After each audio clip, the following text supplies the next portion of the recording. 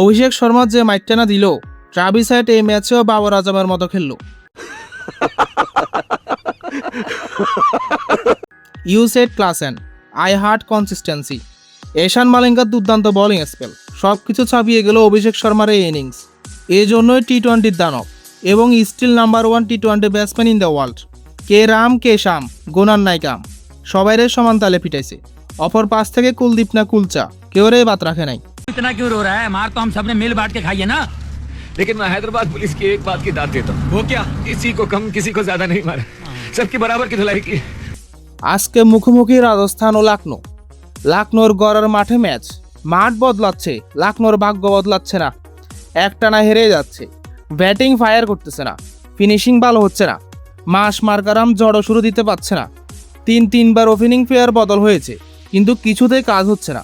Mitchell মাস run তো করছে, কিন্তু স্ট্রাইক রেট গত ম্যাচেও 40 করেছে, কিন্তু এখন পর্যন্ত এক ম্যাচেও 50 করতে পারেনি।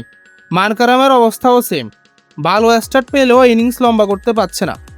ঋষভ পান্টেরও ধারাবাহিকতার অভাব, এক ম্যাচে ভালো খেলে তো 2 ম্যাচ খারাপ খেলে। লখনৌর ভালো করতে হলে ঋষভ পান্টকে দায়িত্ব নিতেই হবে। কিছু বড় সিদ্ধান্তও নেওয়া লাগবে। নিকোলাস পুরানকে একাদশে রাখবে কি রাখবে না, পুরানের টাইমিং একেবারেই হচ্ছে না। অর্ধেক টুর্নামেন্ট শেষ, এখনও কি নিকোলাস পুরানে ভরসা রাখবে? বোলিংয়ে কোনো সমস্যা দেখছি না, ব্যাটসম্যানদের রান করতে হবে। তো ভাই লোক, কি অবস্থা? ভিডিও ভালো লাগলে অবশ্যই একটা লাইক দিন, আর হ্যাঁ, কমেন্ট করতে ভুলবেন না। এবার আসি কামের কথায়। টানা 4 জয়ের পর টানা 2 হার। রাজস্থানের 2 ওপেনার ফায়ার না করলে রাজস্থানও জিততে পারে না। রিয়ান পারাগ এখন পর্যন্ত রানের দেখা পায়নি।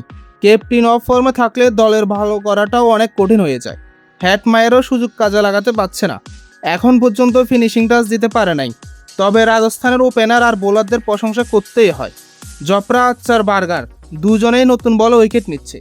রবীন্দ্র জাদেজা, রবি বিষ্ণুইও মিডল অর্ডারে দারুণ বোলিং করছে।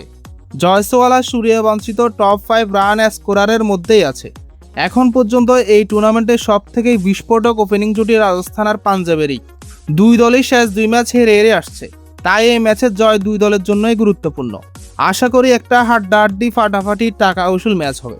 তো আজকে এটুকুই, যত গ্যাঞ্জাম ক্যাচাল প্যাচাল সব নিয়ে কথা হবে কাল। আর হ্যাঁ, চ্যানেলটা সাবস্ক্রাইব করে দিও।